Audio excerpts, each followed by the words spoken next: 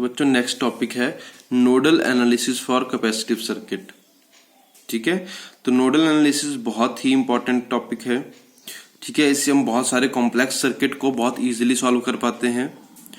तो इसके लिए देखो कुछ स्टेप्स हैं जो आपको याद रखने हैं कि हमें किस तरह से सॉल्व करना है क्वेश्चंस को यूजिंग नोडल एनालिसिस। तो पहले स्टेप है पोटेंशियल डिस्ट्रीब्यूशन इन सर्किट। आपको क्या करना है कि जो पोटेंशियल डिस्ट्रीब्यूशन हुई है सर्किट में उसको कैलकुलेट करना है सबसे पहले। ठीक है, कहां पे कितना पोटेंशियल है। Second, writing equation for unknown potential in circuit. अब जो अननोन पोटेंशियल होंगे उनके लिए हमें क्या करना है, इक्वेशन लिखनी है। ठीक है। थर्ड स्टेप है solving equation two calculate unknown potential. अब जो इक्वेशंस आई हैं उनको सॉल्व करना है टू कैलकुलेट अननोन पोटेंशियल।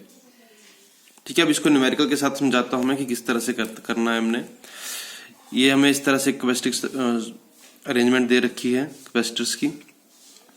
इसकी कैपेसिटेंस 5 माइक्रोफैराड, इसकी 4 माइक्रोफैराड, इसकी 6 माइक्रोफैराड दे रखी है। ठीक है, और यहाँ इसके अक्रॉस एक 50 वोल्ट की बैटरी कनेक्टेड है। अब हमसे पूछा हुआ है find the charge on 5 microfarad and 4 microfarad capacitor in steady state. तो बच्चों स्टेडी स्टेट क्या होती है। सपोज कि यहाँ पे एक स्विच लगा हुआ है। ठीक है, स्विच को मैंने क्या करा, क्लोज कर दिया। स्विच को क्लोज करते ही यहां से ये कैपेसिटर क्या होना शुरू हो जाएंगे, चार्ज होना शुरू हो जाएंगे। ठीक है, तो आफ्टर लॉन्ग टाइम में कैपेसिटर जो होंगे फुली चार्ज हो चुके होंगे। ठीक है, उस स्टेट को हम क्या कहते हैं, उनकी स्टेडी स्टेट कहते हैं। क्लियर है।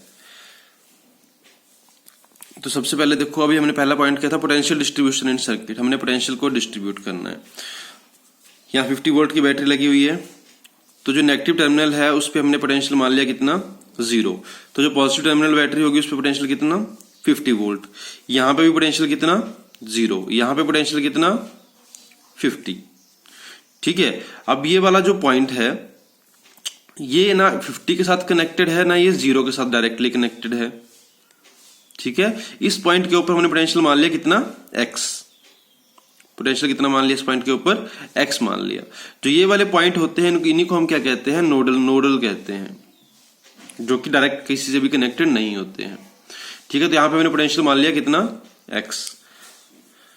सेकंड पॉइंट क्या था, सेकंड लाइन क्या थी फिर, writing equation for unknown potential. अब जो ये अननोन पोटेंशियल आया है इसके लिए हमें इक्वेशन लिखनी है। ठीक है, x के कैलकुलेशन के लिए। तो इसके ऊपर देखो ये जो पॉइंट होता है यहां पे जो समेशन ऑफ ऑल चार्जेस होगा वो किसके इक्वल होगा, 0 के इक्वल होता है। ठीक है, क्योंकि ये जब वाला पॉइंट जो है किसी के भी साथ डायरेक्टली कनेक्टेड नहीं है, तो यहाँ पे जो टोटल समेशन होगा चार्जेस का वो किसके इक्वल होगा, 0 के इक्वल होगा। सो नोडल इक्वेशन फॉर x, ये क्या है, नोडल इक्वेशन है x के लिए। इसी को हम क्या कहेंगे, नोडल इक्वेशन कहेंगे।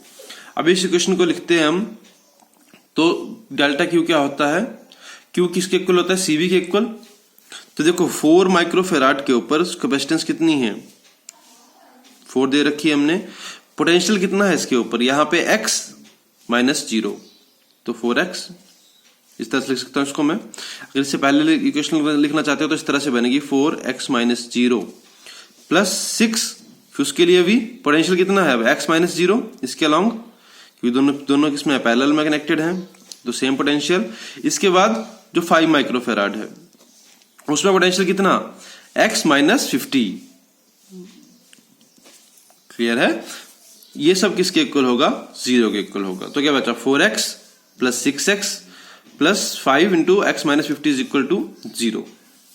तो x की वैल्यू कैलकुलेट कर ली हमने, तो x की वैल्यू कितनी आ गई, 50/3 वोल्ट आ गई। क्लियर, मतलब इस x के ऊपर हमें क्या मिल गया, पोटेंशियल मिल गया, वो 50/3 वोल्ट।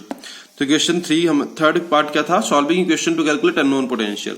अब हमने क्या करा है, अननोन पोटेंशियल को निकाल लिया है। अब अगर अननोन पोटेंशियल निकल गया है तो हम किसी के ऊपर भी चार्ज बता सकते हैं। देखो किस तरह से, अगर मैं 4 माइक्रोफैराड के ऊपर चार्ज बताना चाहूं तो 4 माइक्रोफैराड के ऊपर कैपेसिटेंस मुझे पता है 4 है। ठीक है, पोटेंशियल कितना था, x था। ये देखो ना 4 इंटू x माइनस 0 तो 4x। x की वैल्यू पुट कर दी मैंने तो कितना आ गया, 200/3 माइक्रोफैराड। तो हमारे पास क्या मिल गई, हमें q मिल गया 4 माइक्रोफैराड के ऊपर। इसी तरह से चार्ज पूछा है कहाँ पे 5 माइक्रोफेराड के ऊपर, तो 5 माइक्रोफेराड के ऊपर पूछा चार्ज, तो हमने क्या करा 5 इंटू 50 माइनस एक्स कर दिया। आप यहाँ पे x माइनस 50 भी कर सकते हो, बट हमने 50 माइनस एक्स क्यों करा, क्योंकि हमें यहाँ पे मैग्नीट्यूड बताना है चार्ज का ओनली। क्लियर है, हमें इस चार्ज की क्या बताना है, मैग्नीट्यूड बताना है, तो हमने क्या कर दिया यहाँ पे 50 माइनस एक्स कर दिया। क्लियर, 50 माइनस एक्स करा, एक्स की वैल्यू पुट करी तो कितना बन गया, ये 500/3 माइक्रो कूलम बन गया। क्लियर है, तो इस तरह से हम क्या कर सकते हैं, दोनों के ऊपर चार्जेस बता सकते हैं कितना होगा। क्लियर है, जब हम बहुत सारे कॉम्प्लेक्स सर्किट्स को करते हैं तो इस नोडल एनालिसिस से वो सर्किट इजीली सॉल्व हो जाते हैं और कम टाइम में सॉल्व होते हैं।